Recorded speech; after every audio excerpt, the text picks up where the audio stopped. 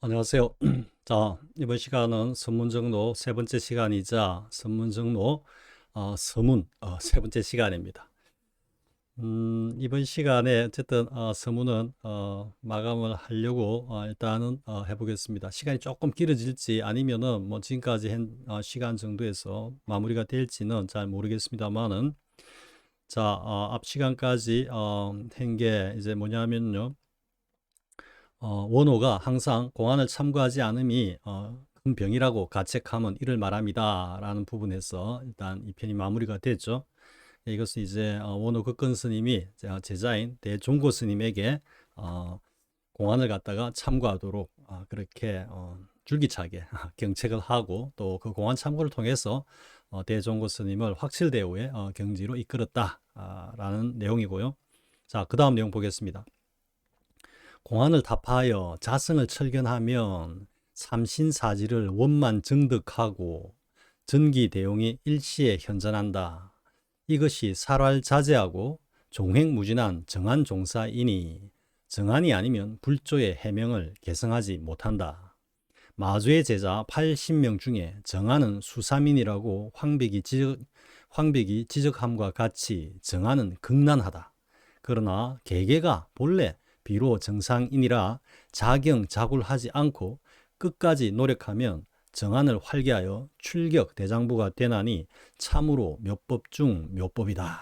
이렇게 좀 기네요. 이번 단락은 내용도 좀 길지 모르겠습니다만은 자 보겠습니다. 이제 공안을 답하여 했는데 저는 사실 답하란 말을 좀 별로 좋아하지 않는데 공안을 투과하여 뭐 이렇게 하면 자 공안을 투과하여 자성을 철견하면 앞에서 이야기했던 그런 식심견성, 그죠? 그리고 온개공을 철견하고 더 나아가서 내외 명철의 경지로 무념으로 이렇게 나아가면 삼신사지를 원만 정득하고 전기대용이 일시에 현전한다.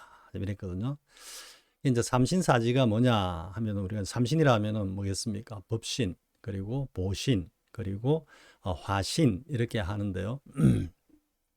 그리고 사지는 대원경지 그리고 아직까지 목소리가 안 돌아오네요. 대원경지 그리고 평등성지 묘관찰지 그리고 성소작지 뭐 이렇게 사실 최근에 제가 외웠습니다. 사실은 외우고 난 뒤에 이래 보니까 정말로 이 삼신사지론이 맞다라는 걸 다시 한번 실감하게 됐는데요. 평소에는 사실 안 외우고 있었습니다. 그냥 뭐 평등성지라면 평등성지는 이런 거고 뭐 성소작지라면 성소작지는 이런 거고 이런데 그게 전체로 사지가 삼신사지 할 때 사지가 대원경지, 평등성지, 묘관찰지, 성소작지라는 거 이번 시간을 통해 가지고 제가 비로소 이제 네 가지를 이렇게 종합적으로 이렇게 정리를 하게 되었습니다. 그러면 이 이제 삼신사지에 대해서 한번 이야기를 해보겠습니다. 삼신은 사실 우리가 이제 법신은 뭐 누구나 다 알고 있는 거죠. 그죠? 법신. 그리고 화신도 또 누구나 다 알고 있는 겁니다. 화신도. 그러니까 우리가 이제 법신이라면은 법신은 다 알고 있다라면 좀 그렇네요. 그죠? 우리가 어떤 개념으로는 다 알고 있는 거죠. 우리가 실참실수를 통해 가지고 법신의 체를 정화하지는 못했지만 어쨌든 전체로서의 어떤 우리 법신의 체, 그죠? 법신의 체에 대해서는 일단 알고 있으니까요. 그래서 이제 법신 하는데 그리고 이제 그것이 이제 구체적으로 우리의 삶에서 우리 속죄에서 그대로 드러난 화한 부처다. 이게 이제 화신이 돼서 가장 대표적인 분이 다름 아닌 우리 석가세존을 갖다가 화신이라 할 수 있죠. 그죠? 그런데 이 보신은 상당히 어렵습니다. 보신은. 근데 이거는 사실 제 경험과 제 견지에서 밖에 말할 수밖에 없습니다. 왜냐하면은 지금까지 보신을 설명하고 있는 그 어떤 뭐 이론이라면 이론이고요. 근데 그것들이 사실은 제 견지로 봐서는 뭔가 좀 맞지 않다. 그러니까 핵심을 갖다가 이렇게 건드리지는 못하고 있다. 왜 그러냐면요. 이 보신은 사실 그 견성 그러니까 쉽게 말해서 확실하게 우리의 진여 자성을 갖다가 철견해야만 이 보신의 개념을 알 수 있는 겁니다. 그렇기 때문에 그걸 철견하지 못한 어떤 그런 분상에서 이제 법신, 화신을 갖다가 연결하면서 보신을 가지고 이제 좀 개념 정의를 하는 이런 경우가 많은데요. 가장 일반적인 정의가 뭐냐면은 이제 우리가 과보다 이래가지고 이건 이제 보신 이래가지고 뭐 수행의 어떤 결과물로서 그죠? 어떤 갖게 된 어떤 내 안에 부처 뭐 이런 식으로 보통 설명을 하거든요. 그러니까 개념이 정말로 안 잡히죠. 법신의 체는 우리가 경험은 해보지 못했지만 일단 전체로서의 어떤 체 법신이다. 화신은 뭐 석가시전을 떠올리면은 그래 그런 어떤 법신이 구체적으로 인연에 화해가지고 우리 세상에 출현하여 출세하여서 이렇게 법을 펴는 그런 부처 이렇게 이제 이해가 되는데 보신은 뭐 여러 가지 뭐 비슷한 설명들이 있습니다. 그러니까 정확하게 이게 이제 개념 정의가 안 된 그런 상황이고 또 그렇게 확철하게 신여 자성을 갖다 철개나지 못한 그런 분상에서는 뭐 이제 법문을 하다 보면은 설명을 해야 되니까요. 그러니까 기존의 어떤 설명을 이렇게 따라가는 그런 경우가 대부분이기 때문에 대부분 다 뭐 과보로서 뭐 획득한 뭐 수정한 뭐 이런 식의 어떤 그런 표현을 하거든요. 그런데 제 견지에서 보신이라는 것은 뭐 좀 쉽게 이제 우리가 잘 알고 있는 개념을 이야기하면요. 우리가 진공묘유라 그러죠. 진공묘유. 그렇기 때문에 이 진공묘유라 그러면 우리가 흔히 쉽게 이야기해서 진공을 갖다가 법신의 체라고 하면 이 묘유가 이 진공을 갖다가 우리가 이제 전체로서 하나의 어떤 법신이라면 그 안에 이렇게 자리 잡고 있는 묘유가 일종의 보신의 어떤 개념이고 보신의 역할을 한다 이 이야기죠. 왜냐하면은 이 보신이 뭐 수행의 어떤 결과 그 과보로서 획득한 어떤 그런 부처 자리를 이야기하는 게 아니고요. 보신은 응당 뭔가 그 부처로서의 어떤 행을 갖다가 주관하는 주체가 되는 어떤 존재다. 이렇게 정의가 돼야 된다는 이야기죠. 그럼 이걸 갖다가 이제 달리 이야기하면 우리가 정의 등지라고 하면 그죠? 우리가 깨달은 그 견성 자리에서 진여자성의 자리에는 정과 해가 서로 함께 원융되어 있다 이렇게 되죠. 그죠? 그럼 정을 갖다가 법신의 체라는 쪽으로 가면은 이걸 법신의 해라고 그러는데요. 이 해가 보신의 보신불의 어떤 그런 역할을 한다. 제 견지는 이렇습니다. 이게 이제 조금 기독교 쪽으로 가면은 우리가 성부 그죠? 그리고 뭡니까? 성자, 성령이라 그럽니까? 우리가 흔히 성령을 접했다 이런 말을 쓰죠. 그죠? 기독교에서 그 성령이 곧 뭐다? 불교에서 말하는 보신과 이렇게 상응한다라고 보면 되는 겁니다. 사실 기독교의 그 궁극적인 어떤 이론 체계하고 이 불교의 삼신, 그죠? 그러니까 기독교는 삼위일체라고 그러죠. 그죠? 삼위일체. 이게 우리 불교에서는 삼신 사상이라고 그러죠. 삼신론인데 이게 맥을 같이 하는 겁니다. 맥을 같이 하는 겁니다. 그러니까 성령이라 그러면은 뭔가 하느님의 어떤 그 마음을 갖다가 내 마음이 이렇게 만난다 이런 개념이지 일종의 성령이죠. 그죠? 성령을 갖다가 어떻게 뭐라고 해야 되지? 뭐 접했다고 해야 되나? 뭐 하여튼 그런 개념으로 되는데요.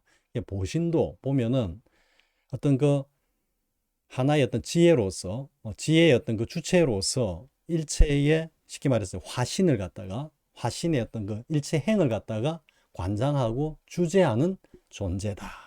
이게 보신의 개념이다. 저는 이렇게 일단은 제 경험과 견지에서는 그렇게 정의를 하는 겁니다. 그러니까 진공묘유다. 그리고 정해하면은 해를 갖다가 두고 하는 말이다. 이래 되는데요. 근데 이와 관련해서 보신을 갖다가 설명하면서 이 지혜로 또 이렇게 설명하는 부분도 있습니다 보니까 뭐 저만 그렇게 생각하는가 했더니만 그건 아니고요. 그래서 뭐 수행의 가보로 어떻게 이렇게 이론을 펼치면서도 또 가다 보면은 보시는 뭐 정과해서 뭐 지혜의 어떤 영역이고 뭐 이렇게 이야기를 합니다. 그래서 그런 측면에서 보면은 어느 정도 이렇게 부합한다고 볼 수 있거든요. 그래서 조금 이야기가 길어졌는데 삼신의 개념은 그렇게 법신, 보신, 화신했을 때 이 보신이 일체를 갖다가 다 주재하고 관장하는 그러니까 인연에 접했을 때 현발에서 놔두어서 그 살림살이를 주재하는 주체다. 이렇게 정의가 되면 되는 겁니다. 그래야만 그죠? 법신과 화신 사이를 연결해주는 어떤 존재가 있어야 될 거 아닙니까?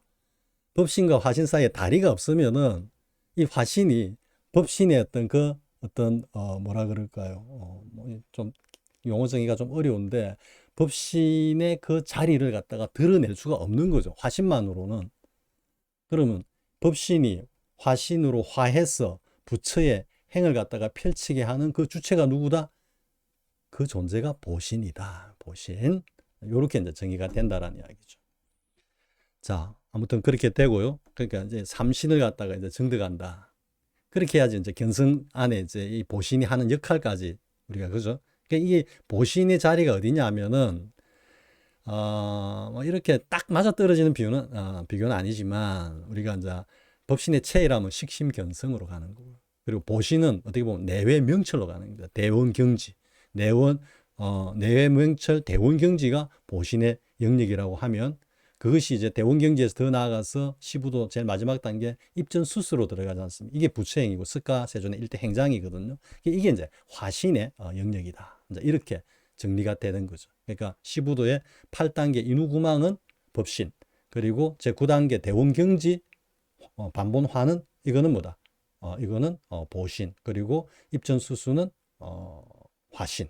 이 경지다라고 일단 이렇게 매칭을 시키면 그렇게 틀리진 않았다라는 거, 그 정도 일단 정리를 하고요. 그리고 이제 사진은 이제 보면 이제 다시 보겠습니다. 제가 한번 외워야 됩니다. 지금 자 대원경지, 그 다음에 평등성지, 그 다음에 묘관찰지, 그 다음에 성소작지 이렇게 되는데요. 그러면 이제 이 사지 중에 대원경지는 뭐냐 하면은 제8식 아레아식이 그동안 막 많은 어떤 물론 무기식으로 여기에는 뭐 선악이라든지 이런 것 자체가 구분되는 구분하고 있는 그런 곳은 아니지만 숙생의 어떤 그 습이 데이터로 이렇게 쌓여 있는 거죠.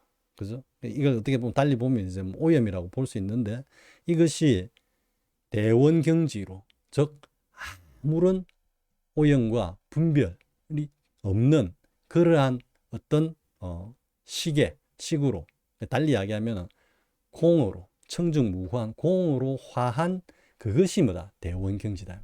제8식이 완벽하게 공으로 화해서 청정하게 정화된 그 자리나 존재가 대원경지다.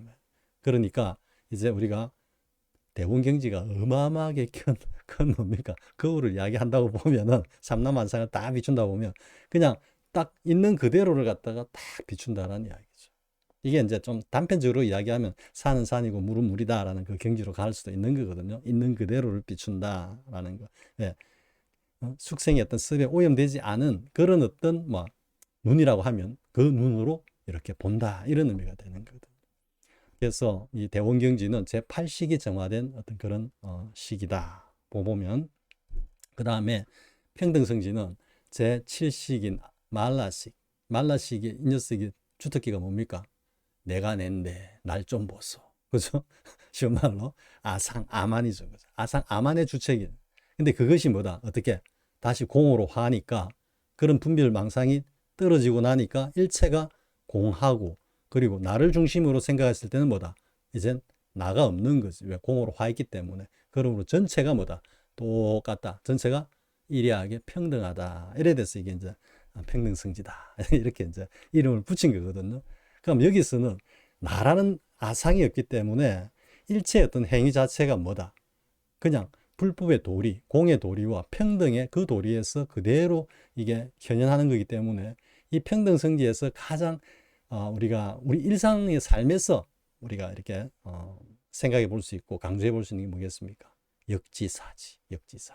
즉 자타불이기 때문에 평등성지는 그죠? 그러니까 어떤 물론 이제 우리가 실제 삶에서는 주객이 분리되어 있죠. 그죠? 이건 분리되어 있어야 되고, 이 분리 안 되고, 하늘도 내고, 달리는 기차도 내고, 저 전봇대도 내고, 길 가는 고양이도 내고, 이렇게 되면은 이거는 완전히 아무것도 안 되는 겁니다.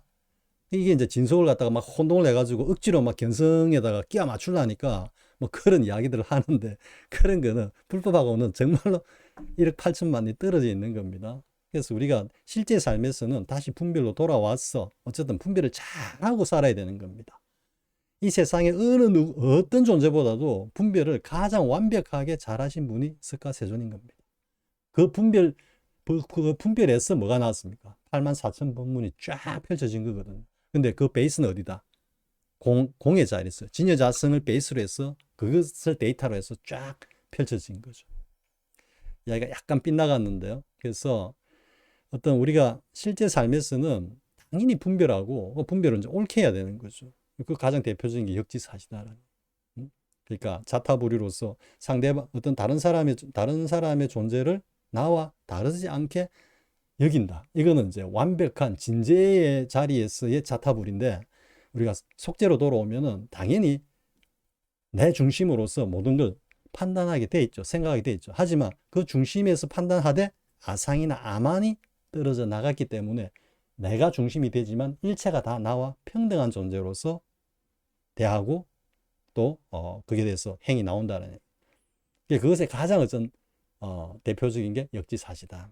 즉 내가 타인의 입장이 되었어. 내가 다른 사람이 되었어. 아니면 서로가 하나가 되어서 어떤 그 사람이 처한 상황이나 사건에 대해서 이해하고 같이 함께 대응한다. 이게 이제 역지사지인데 이게 그 평등성지의 한 좋은 표본적인 모델이다라고 할 수 있는 거죠. 아상이 떨어져 나갔기 때문에. 그러니까 뭐 자기가 뭐 어마어마하게 뭐 내가 내다 하고 말이야. 어딜 가나 뭐 자기가 중심에 서야 되고 자기를 갖다가 한번 쳐다봐주지 않으면은 막 그냥 분노가 올라오가는 이런 어떤 퍼스널리티 인성이 있었는데 이 양반이 문득 어느 날 가니까 그냥 모든 사람과 그냥 사이좋게 자기가 먼저 다른 사람을 위하고 하는 그런 모습을 만약에 보인다 하면은 여러분들이 충분히 이제 이해가 되겠죠, 그죠? 아무튼 이건 좀 극단적인 예였고, 그 다음에 이제 또 사지 중에 이제 평등성지 다음에 묘관찰지가 있죠. 묘관찰지는 제 육식이 이제 완벽하게 정화가 된 거죠. 육식 분별식. 뭐든지 막 따지고 막 보고하는 거 이런 것들. 그런데 그렇게 이제 그 분별식이 청정무구한 그런 어떤 공으로 화해서 다시 우리의 실제 삶에서 놔두어 가지고 살림살이를 주재할 때는 그것이 묘관찰지가 된다라는 이야기인데 그것은 그런 분별망상으로서 어떤 사물이나 현상을 대한다는 게 아니고 그냥 있는 그대로를 보되 분별은 하는 거죠. 분별을 하는데 그게 대해서 왜? 제 칠식인 아상이 떨어져 나갔기 때문에 즉 뭐 가치관이라든지 일체의 어떤 기준이라든지 자기만을 중심으로 하는 이런 것들이 사라져 버리기 때문에 거기에 대해서 굳이 분별을 해가지고 자기중심적으로 이끌어 나갈 이유는 없죠. 분별은 하기는 하되, 그죠? 분별식이니까 어디 가는 건 아니거든요. 분별은 하되 분별 망상이 끼어들어간 그런 분별은 하지 않는다라는 얘기. 그러니까 있는 그대로. 그러니까 어떻게 보면은 굉장히 그 불법의 도리에 맞게 모든 것을 갖다가 판단한다. 즉 사리에 맞게, 순리에 맞게, 그죠? 일체가 평등한 그 도리에 맞게 모든 것을 관찰한다. 이게 묘관찰지다. 이래 되는 거죠. 여기서는 분란이 일어날 이유가 없다라는 이야기죠. 그 다음에 이제 성수작지는 뭐냐면은 이렇게 대원경지와 그리고 평등성지와 묘관찰지를 베이스로 했을 때 이 성수작지는 우리 전오식이거든요. 전오식은 뭐다? 보고 듣고 아니 빛을 신까지니까 의는 육식이니까 그러면 보고 듣고 뭐 하는 거 이걸 일체 데이터를 갖다 수용하고 그것을 갖다가 수용한 것을 묘관찰지가 육식의 어떤 그 청정한 육식인 묘관찰지가 그것을 갖다가 분별하면서 각자 다시 그것에 반응을 하는 거죠. 그러니까 여기만 봐도 보고 듣고 말하고 행동하고 하는 것은 우리 진여 자성이 아니거든. 그거는 깨닫기 전이나 깨닫고 난 후나 똑같이 우리의 온이 일체를 하는 겁니다. 아니 빛을 신 의가. 여러분 이제 충분히 이해됐죠, 그죠? 그러니까 보고 듣고 말하고 하는 이놈이 바로 그놈이다라고 하는 것은 그것은 제가 처음부터 줄고 아니다라고 했는데 깨닫고 난 뒤에도 결국은 보고 듣고 말하고 어떤 대상에 반응하고 하는 것은 육식, 우리 온덩이가 하는 겁니다. 다만 그 뒤에 데이터베이스로서 그것을 갖다가 뭔가 주재하고 관장하는 어떤 우리의 관장하는 존재가 전체로서는 뭐가 되겠습니까? 깨닫기 전에는 8식, 7식, 6식이라고 했지만 깨닫고 난 뒤에는 전체가 하나의 진여 자성의 현발이거든요. 그렇기 때문에 구분이 없어. 그러니까 깨닫고 난 뒤에 성소작지로서 그리고 묘관찰지가 융화되어 가지고 우리 어떤 인연에 접했을 때 살림살이를 주체 나갈 때 그거는 그렇게 정화된 평등성지와 대원경지가 함께 살림을 이루어 나가는 겁니다. 뒤에서 딱 데이터베이스를 구축해 가지고. 그러니까 수처작주 입처계진이 되는 거고, 거기서 올라오는 그 착이 없고 망상이 떨어진 마음이 무념이고, 그 무념이 그냥 일체 접해서 놔두는 일체 어떤 마음과 행위 응무소주 이생기심이라는, 전체적으로 이렇게 불법의 어떤 그 구조가 딱 형성이 된다라는 거죠. 자, 삼신사지는 이제 여러분들이 좀 충분히 이해가 됐죠, 그죠? 그러한 것을 갖다가 주제에 나가는 데 있어가지고 딱 데이터베이스의 그 중심에서 딱 자리 잡고 관제탑 같이 딱 잡고 있는 게 누구다? 그게 보신이다. 이래 보면 돼. 보신. 진공 묘유의 그 묘유라는 존재가 일체를 갖다가 다 알아차리고 일체를 갖다가 다 주관하죠. 하지만 직접적으로 최전방에 나가서 보고 듣고 말하고 행동하고 하는 것은 뭐다? 육식을 포함한 전오식. 묘관찰지와 성소작지가 하는 거다. 이래 되는 거거든. 자, 그 다음에 공안을 타파하여 자성을 철견하면 삼신사지를 원만 정득하고, 그죠? 이러한 어떤 경지에서 우리의 속죄의 삶을 갖다가 영해갈 수 있다라는. 그렇기 때문에 진짜 내가 깨달았느냐를 점검하는 것은 자기 스스로 이 삼신사지를 한번 이렇게 체크해 보면 되는 겁니다. 진짜로. 내가 지금 뭐 망상이 다 떨어져 나갔는지, 내가 다른 사람과 내를 갖다가 비교하면서 내를 갖다가 우위에 두고 있는 것은 아닌지, 그리고 내가 어떤 뭐 명예욕이라든지 뭐 이런 것들이 떨어져 나갔는지, 아니면 내가 정말 한 푼도 없이 그냥 나의 소유라는 것은 하나도 없다고 하더라도 내가 그냥 이 생 다할 때까지 아무런 불만 없이 그렇게 정말로 그냥 뭐 하루 두 끼 정도 해결되고 등 붙일 곳 있고 이러면은 만족하면서 살아갈 수 있는 건지, 물론 그렇게 살아라고 하는 건 아닙니다. 그런 마음가짐이 있으면은 어떠한 상황에 접해서 어떠한 여건에서 자기에게 뭔가 큰 일을 할 수 있는 그런 기회가 주어졌을 때는 그것을 배경으로, 그 자신감을 배경으로 정말로 남들이 할 수 없는 일, 큰 일까지 해낼 수 있는 겁니다. 이거는 뭐 조금 다른 이야기긴 한데요. 아무튼 그렇게 정말로 내가 이 삼신사지에서 이야기하고 있는 이러한 어떤 삶을 혹은 내 마음가짐이 이렇게 갖추어져 있는지, 이것을 체크해 보면 내가 진짜로 좀 깨달았나? 이걸 갖다가 점검해 볼 수 있는 겁니다. 그냥 말로써 몰라 하면은 견성이다 이런 거는 애들 장난감 갖고 노는 것밖에 안 됩니다. 그러니까 제가 이제 성철 스님의 법이 정법이다라고 하는 것은 어디까지나 이 성철 스님의 법이 석가세존의 법, 역대 조사들의 정한종사들의 법을 그대로 이은 바른 법이기 때문에, 바른 깨달음이기 때문에 제가 이렇게 지금 이야기를 하고 있는 겁니다. 사실은 전기 대용을 이야기해야 되는데 여기서 다시 한번 강조하다 보니 그래 됐습니다. 공안을 타파하여 자성을 철견하면 삼신사지를 원만 정득하고 전기대용이 일시에 현존한다.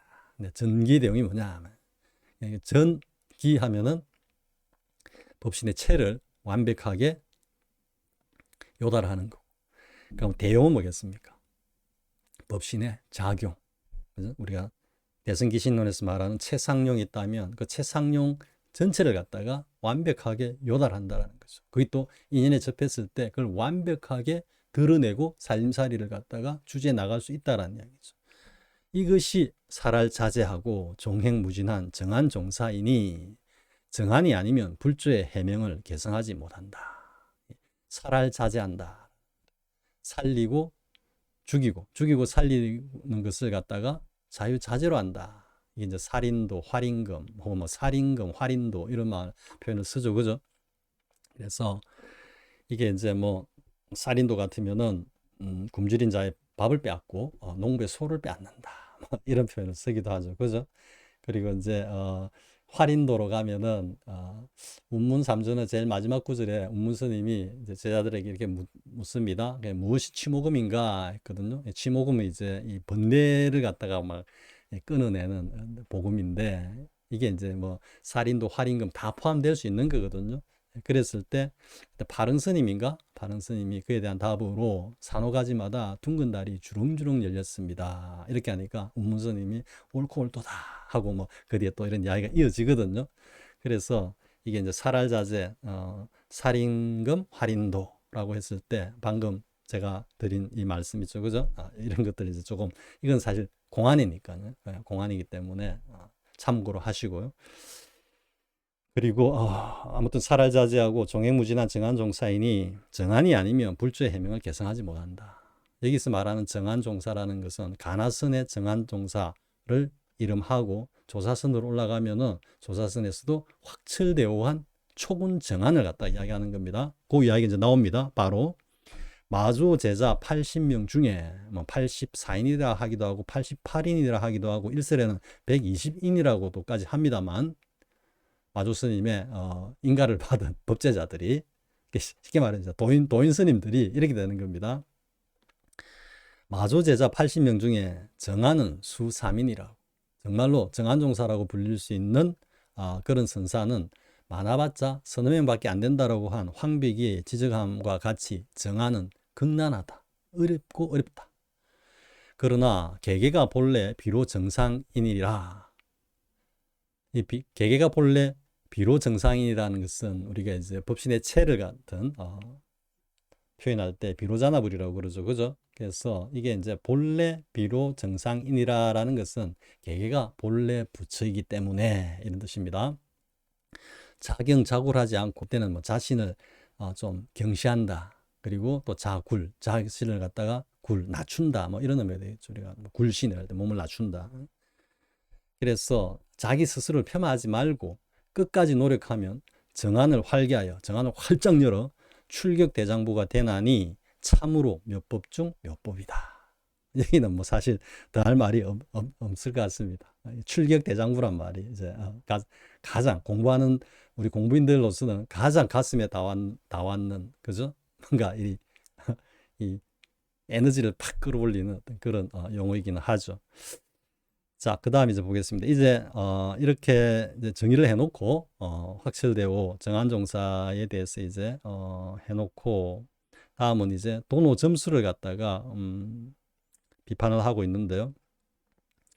다시 한번 이제 이야기하면 황백 스님의 그 말씀은 마주의 제자 80수인 중에 가나선을 기준으로 가나선의 확철대오를 기준으로 해서 대기 대용을 갖다가 법신의 체와 법신의 용, 체상용을 완벽하게 요달해서 마조 스님의 법 그대로 완벽하게 이은 그런 종사는 수삼인에 불과하다. 이렇게 말씀을 하신 거거든요. 자, 이 정도 다시 해보겠습니다. 자, 무릇 이슬 중에 일에는 도노 점수이다. 사실 이제 뒤에는 이제 보면은 스님께서 해오 점수라고 말씀 많이 하시는데 아무튼 여긴 도노 점수라고 썼습니다. 물론 좀 도노하고 난 뒤에 점수한다라고 도노 점수로 해서 주장을 하니까요. 사실은 해오 점수라고 하는 게 맞습니다. 이 해오 점수에서는 도노라는 거는 뭐 있을 수가 없는 겁니다. 물론 문득 뭐가 한번 이렇게 뭐 초견성이 올라온 걸 도노다라고 하면은 뭐 될 수 있겠지만 그때 도는 뭐 반짝할 돈자, 순간적인 돈자라고 볼 수 있고요.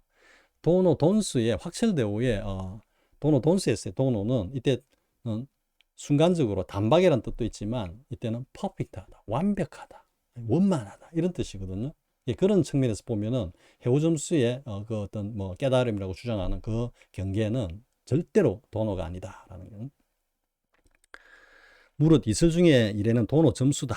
선문의 도노 점수 원조는 하택이며 하택신의 규봉이 개성하고 규봉 종밀 그리고 보조가 역설한 바이다. 보조 진울 이렇게 되는 거죠.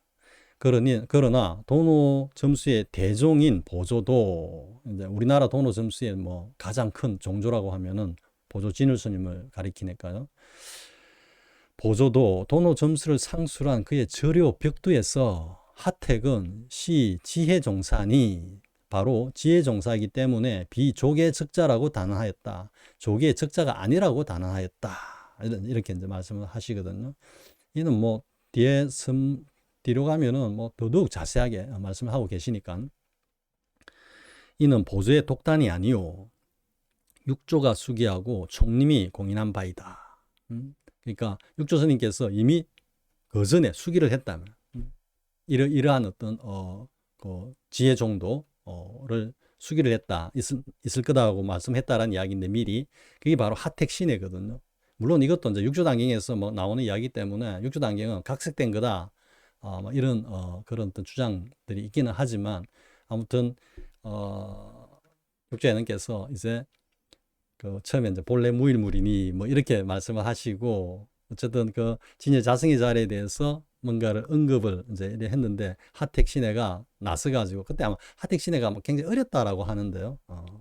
그래서 하택신해가 나와가지고 그게 하택신해 저의 어떤 본성이고 뭐 어쩌고저쩌고 이래가지고 이제 막 그러다가 장황하게 말을 탁 달아버렸거든요. 그러니까 그 자리는 입을 뗄 수 있는 자리가 아니고, 우리 이 서문 처음에 봤을 때 뭐라고 하셨습니까? 성 교수님께서 세종이 염화한 것도 그게 지록이만데 남을 속이는 건데, 하택은 거기 나와가지고 그 자리를 갖다가 막 은설로서 막 마치 뭐 개념을 정의하듯이 해버리니까, 그때 이제 육자예능 스님께서 대노하시면서 너는 향후 앞으로 지혜종사밖에 되지 않을 거다라고 말씀을 하셨다니까요. 지금 그걸 말씀하시는 겁니다. 육조가 수기하고 총림이 공인한 바이다. 총림이 공인하다는 거는 역사적으로 하택신의 규봉종밀 이대에 와가지고 사실은 이 해오점수가 사그라들거든요. 그러니까 총림에서 이미 해오점수는 이게 육조의 정법이 아니다라고 이미 이게 도태되고 사장이 되었는데, 이게 고려 말에 와가지고 보조 진울이 덜썩 그걸 갖다가 가져와가지고 자신의 어떤 법으로 이 점수론을 갖다가 주창하면서, 당시 신분이 또 국사라. 그죠? 그러니까 이 점수론이 어쨌든 뭐 득세를 할 수밖에 없다라는 이야기인데, 사실 솔직히 이야기하면 보조 스님께서 정말로 가난 스님에서 말하는, 아니면은 역대 조사선의 그 정통 종장들께서 그 다다르신 깨달음의 그 확철대오의 경지에 깨달았다라면은, 이런 해오점수, 즉 달리 이야기하면 돈오점수에 이런 이슬을 갖다가 이렇게 강설할 이유가 전혀 없는 겁니다. 그 경지에 도달하지 못했기 때문에 자신의 어떤 그 깨달음의 어떤 그 수준에서 보니까 하택신의 규봉종밀의 이 점수론이 딱 맞거든. 딱 맞아. 자신의 경험에 한번 뭔가 깨달은 것 같아.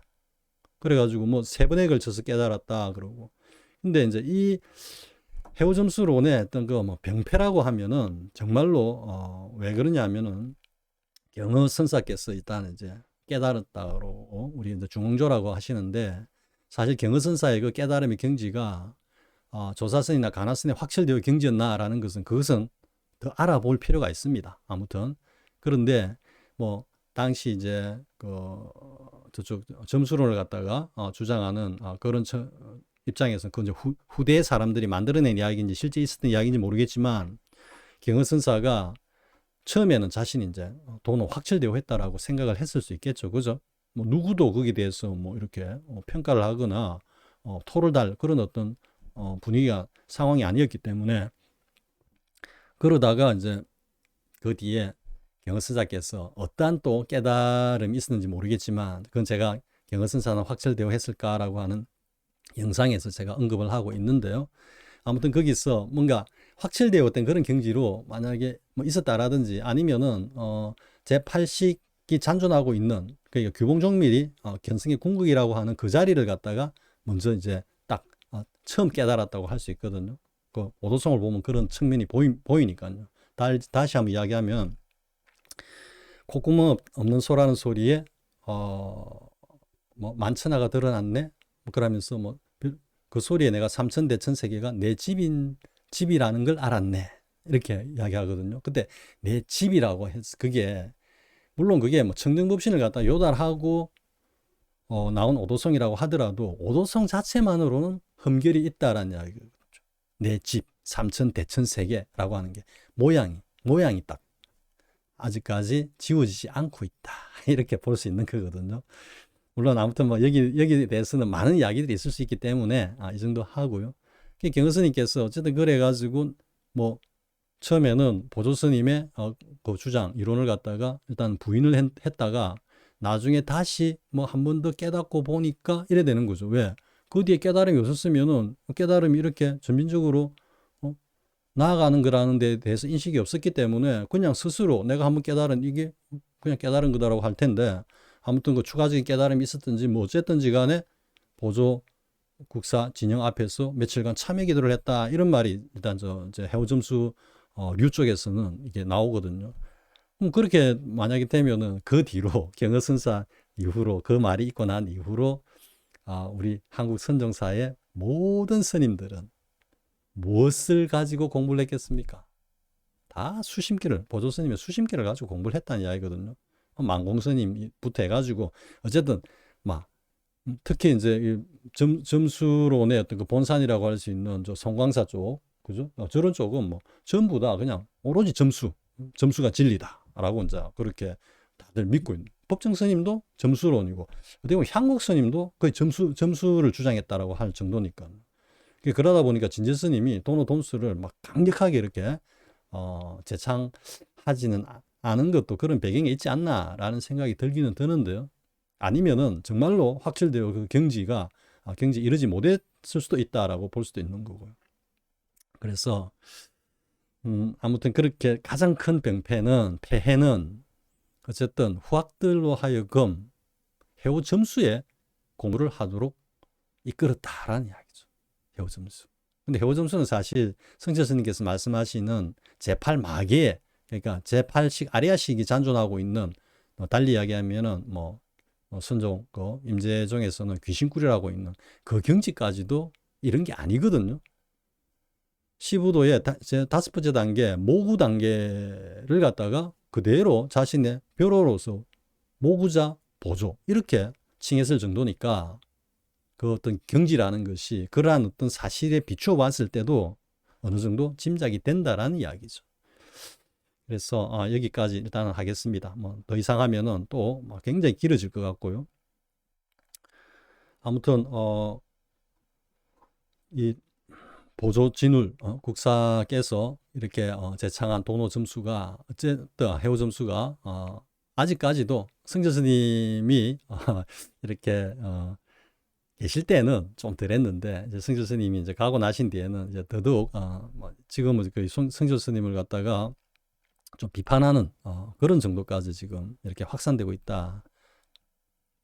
그리고 또 한편으로는 정말로 이게 이제 좀 안타까운 거는 제대로 불법의 어떤 거 요체나 견성 깨달음에 대해 가지고 일절 경험이 거의 없다시피 한 그런 선지식들이 그냥 출몰해 가지고 성철 스님의 법을 갖다가 자신들의 깜냥으로 재단하면서 성철 스님을 폄하 내지는 왜곡하고 있는 이러한 어떤 현상은 더더욱 안타깝다라고 할 수밖에 없다라는 거죠.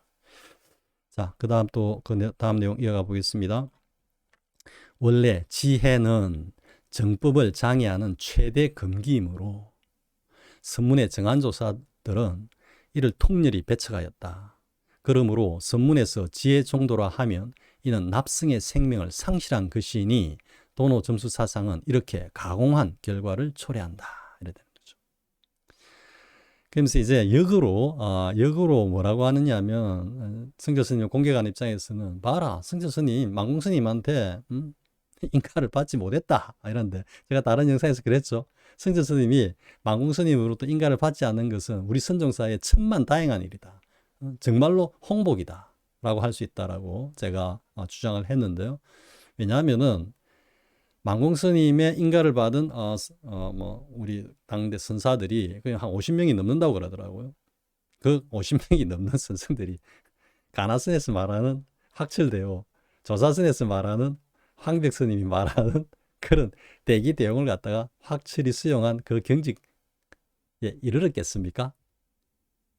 그러니까 그렇지 않다라는 걸 우리가 쉽게 짐작을 할 수 있다 보면은 인가 자체가 잘못했다는 겁니다. 어떻게 그 안에서 50명 가까운 그런 어떤 견성자가 나올 수가 있습니까? 그러니까 이거는 정말로 말이 안 되는 거고요. 그래서 또 이제 한편 이제 망공 스님하고 승절 스님하고의 그 어떤 사이, 그래도 승절 스님이 망공 스님 회상에서 간헐암까지 다 치면은 해철인가 나셨다더라고요. 그러니까 굉장히 어떻게 보면은 거의 뭐 한철 두 철은 거의 안 나는 그런 승절 스님인데, 아무튼 망공 스님하고 같이 간헐암까지 들어가 가지고 그렇게 같이 생활하신 걸 보면 뭔가 깨달음에 대한 확실한 어떤 기준이라 그럴까? 그에 대해서 의구심이 굉장히 많았고, 그것을 이제 망공 스님을 통해서 한번 확인해 보려고 하는 그런 어떤 의도였을 수 있다라는 생각이 들거든요. 왜냐하면은 이제 망공 스님은 어디에서 한번 토탈 3번 깨달았다 이렇게 하니까 승절 스님 입장에서는 그게 이해가 안 되는 거거든요, 사실. 뭐 제가 다른 영상에서도 좀 이야기를 했지만 일단은 뭐 상세한 이야기는 피하고요. 그래서 그렇게 좀 세철이나 나신 걸 보면은 망공 스님의 법이 정말로 확철되어 한 경지인가를 갖다가 어떻게 보면은 확인해 보려고 하는, 관찰하고자 하는 어떤 그런 의도에서 그렇게 오래 곁에 머물렀지 않았나라는 생각이 들고요. 그리고 또 하나 더 일설은 이런 이야기가 있더라고요. 망공 스님이 이제 승절 스님을 두고 평하기를, 성철 스님은 정식, 아르마리, 요즘 쉽게 말하는 아르마리, 성철 스님을 두고 망공 스님이 아르마리가 너무 발달해가지고, 이게 뭐냐면은 학문적 지식이 너무나 많고 정교하고 뛰어났어, 이런 이야기거든요. 그래서 이게 견성을 체험하는 것이 좀 어렵다라는 취지로 말씀을 하셨다라는 부분이 있거든요. 근데 그거는 제가 보기에는 이렇습니다. 뭐냐면은 성철 스님이 어쨌든 그 동화사 금당선언인지 운보하면서 일단은 이제 견성을 하고, 그리고 이제 그 뒤에 망공 스님을 이렇게 뵀는데요. 그러면 뭐 법거량을 갖다가 막 성철 스님이 망공 스님을 뭐 할아버지 뿌리기 때문에 막 공격을 하고 이러지는 않았겠죠, 그죠? 그러기 때문에 뭐 일단 무슨 법과 관련된 이야기가 나오면 성철 스님의 견지에서 이렇게 쏟아냈을 때 그 성철 스님이 하시는 말씀을 망공 스님을 위시해서 그 당대의 그 선사들이 몇 분이나 제대로 그 말씀을 알아듣고 이해했을까요? 저는 굉장히 의심스럽거든요, 솔직히. 지금 솔직히 이렇습니다. 지금 그러니까 백암록이라든지 아니면 선문점송에서 나오는 많은 화두 공안들이 있죠, 그죠? 그 공안들에 대해서 점수론으로 공부를 한 절집의 우리 스님, 선지식이라든지 아니면 제가자에서 자신이 스스로 깨달았다라고 주장하고 있는 그런 선지식들이 정말로 그 백암록이나 선문염송이나 무문관 등에서 나오는 그 고칙과 공안들의 그 낙처나 요체를 갖다가 알고 있을까요? 똑같다는 이야기입니다. 성철 스님이 당시에 했던 말, 그 말귀라고 할 수 있죠. 그 말의 낙처. 여기에 대해서 당대의 성철 스님과 같이 그 공간에 있었던 스님들 중에 그것을 갖다가 같은 견지에서 알아차린 스님들은 없었다는 이야기입니다. 그러면 어떻게 되겠습니까? 한 명의 천재가 나타나면 수백 명의 범부들이 힘을 모아가지고 그 천재를 갖다가 어쨌든 제거하고자 하는 게 그게 역사의 고금의 진리거든요. 그러다 보니까 자신들의 깨달음을 갖다가 어떤 형태로든 이걸 유지하고 견지하고 인정을 받으려면 성철 스님의 법을 어쨌든 깎아내리든지 무시를 해야 되는 거죠. 그게 지금까지도 지금 이렇게 펼쳐지고 진행되고 있는 겁니다. 그게 제가 그래서는 안 된다라고 지금 제가 이렇게 막 떠들고 있는 겁니다. 아무튼 지금 여기까지만 일단 하고요. 이렇듯 이슬들의 피해가 막심하여 정법을 성취하지 못하게 되나니 참선고류는 이제 참선의 그 높은 어떤 경지에 물결 유자니까요.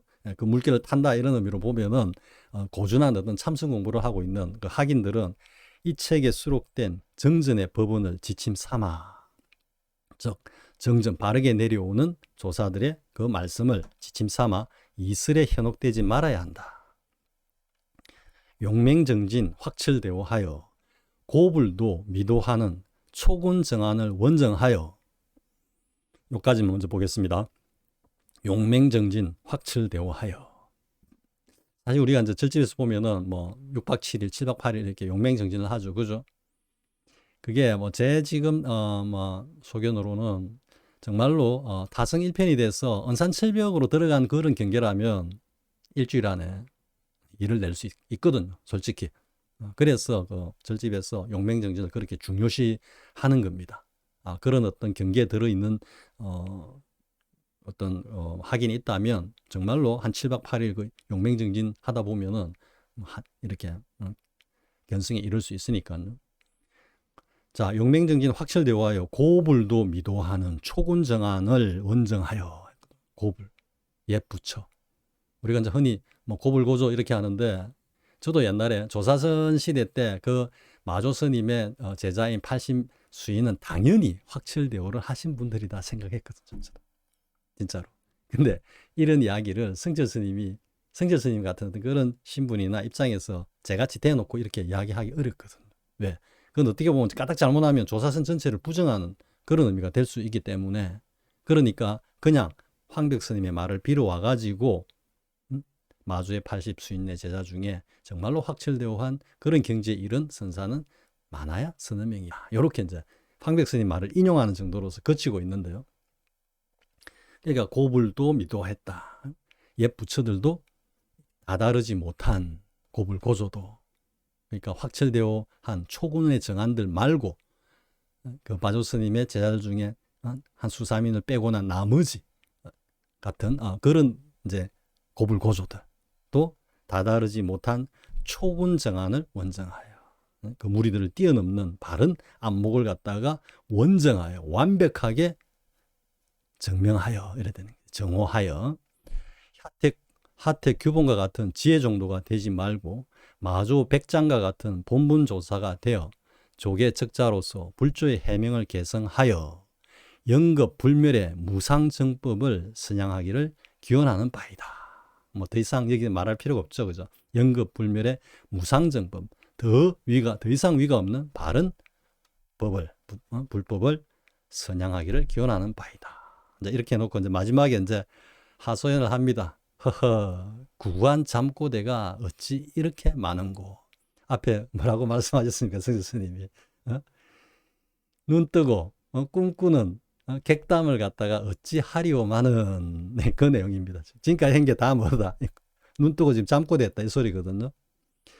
그리고 하를 한번 하시고 이제 마지막 마무리를 합니다. 둥근 달 밝게 비친 맑은 물결에 뱃놀이 장단 맞춰 거밍어 춤을 춘다. 그냥 그대로 느끼시면 됩니다. 둥근 달 밝게 비친데 물결이 팍 일고 있어. 이게 이제 보면은 깨달은 자리와 우리의 어떤 그 삶을 하나로 원흉해서 드러낸 그런 어떤 표현이고요. 뱃놀이 장단 맞춰. 뱃놀이 장단이 뭐겠습니까? 우리 분주히 살아가는 우리 일상의 삶이라고 여러분들이 이야기하면 되겠죠. 우리의 삶이 이렇게 긍정적이고 굉장히 흥이 나는 그런 삶이다. 즉 우리 이 삶이 한편의 허망한 꿈이고 물거품과 같은 거라고 반야신경에서 말씀하고 계시지만, 우리가 꿈을 꾸더라도 허망한 꿈이라도 아름답고 즐겁고 가치 있는 꿈을 꾸고 그냥 솟았다가 사라지는 물거품과 같은 존재가 아니라 정말로 한번 튀어 올랐을 때도 영롱하게 그 뜬 빛깔보다도 아름다운 그 영롱한 색채를 바라는 정말로 아름다운 하나의 물방울로서 솟았다가 쓰러지자. 이렇게 이제 비유가 할 수 있는 거죠. 그래서 뱃놀이 장단 맞춰 거밍어 춤을 춘다. 얼마나 긍정적입니까? 우리의 삶 자체가. 그죠? 물론 이거는 이제 이렇게 깨달은 경지에 가면은 그냥 이렇게 삶이 그냥 저절로 이렇게 펼쳐지면서 이게 영이 된다라는 이런 의미도 될 수 있거든요. 왜냐하면 확철대오를 지금 어쨌든 성 교수님이 강조하고 있기 때문이죠. 자, 어쨌든 여기까지 선문 정도의 서문을 일단 다 보았네요. 사실 짧은 소견을 가지고 서문의 내용을 하나하나 이렇게 뭐 짚는다라는 게 사실은 쉽지 않은 일입니다. 사실 저도 상당히 지금 힘이 드는데요. 아무튼 여러분들에게 조금이나마 도움이 되었다면 뭐 제가 뭐 이 정도의 뭐 힘이 드는 일은 앞으로도 뭐 계속해서 이어나갈 겁니다. 저도 자꾸 이상한 군소리를 지금 자꾸 하려고 하네요. 여기서 일단은 제가 마무리를 해야 되겠습니다. 그래서 일단 이제 서문의 내용을 갖다가 여러분들이 잘 음미를 하시고 성주 스님이 서문에서 정말로 이렇게 고구정령하게 말씀을 하고 계시구나라는 것을 일단은 체크를 하시고, 사실 이 서문에서 한 이야기가 자 풀어지는 게 그다음 1칙에서 19칙까지입니다. 사실은. 근데 여러분들이 이제 이 서문만 딱 가지고도 뭔가가 딱 개합이 된다라고 되면은 그 공부가 많이 되신 겁니다. 사실은. 자, 저는 다음 시간부터는 이제 본문의 내용을 가지고 한번 또 공부를 같이 해보기로 하겠습니다. 자, 수고하셨습니다.